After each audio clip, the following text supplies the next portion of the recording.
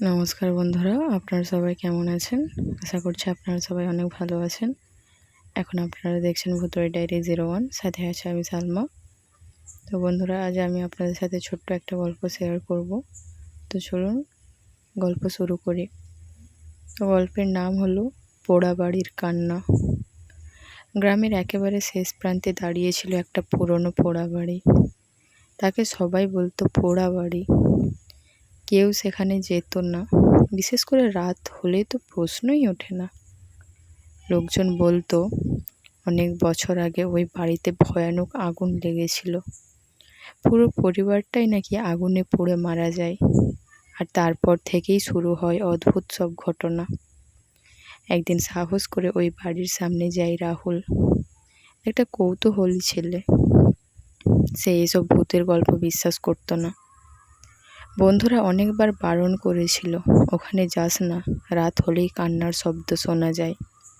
কিন্তু রাহুল হাসতেই থাকে, সব বাজে কথা, এসব কেউ বিশ্বাস করে নাকি। সেদিন ছিল অমাবস্যার রাত, চারিদিকে ঘুটঘুটে অন্ধকার। রাহুল টর্চ হাতে পোড়া বাড়ির ভিতরে ঢুকলো। দরজা ঠেলতেই কড়কড় শব্দ করে খুলে গেল। ভেতরে ঢুকতেই তার মনে হলো যেন কেউ তাকে দেখছে। হঠাৎ কান্নার একটা মৃদু শব্দ ভেসে এলো। কে কে ওখানে? রাহুল কাঁপা গলায় বলল এই কথা।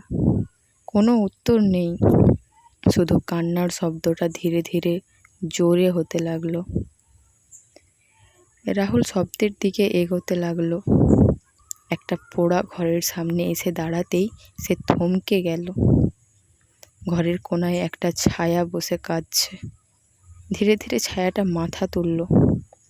তার মুখটা ছিল কালো দাগে ভরা, চোখ দুটো ফাঁকা আর ঠোঁট নড়ছিল। আমাদের বাঁচাও।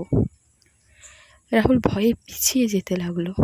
হঠাৎ দরজা বন্ধ হয়ে গেল ধাম করে। ঘরের ভেতর আরো অনেক কণ্ঠস্বর, সবাই একসাথে কাঁদছে। আমাদের আগুনে ফেলে রেখেছে, আমরা বের হতে পারিনি। রাহুল চিৎকার করে দরজা খুলে দৌড়ে বেরিয়ে এলো। কিন্তু বের হওয়ার আগে সে একবারও পেছনে তাকালো। দেখলো পোড়া বাড়ির জানালায় অনেকগুলো সাদা ছায়া দাঁড়িয়ে তাকে দেখছে।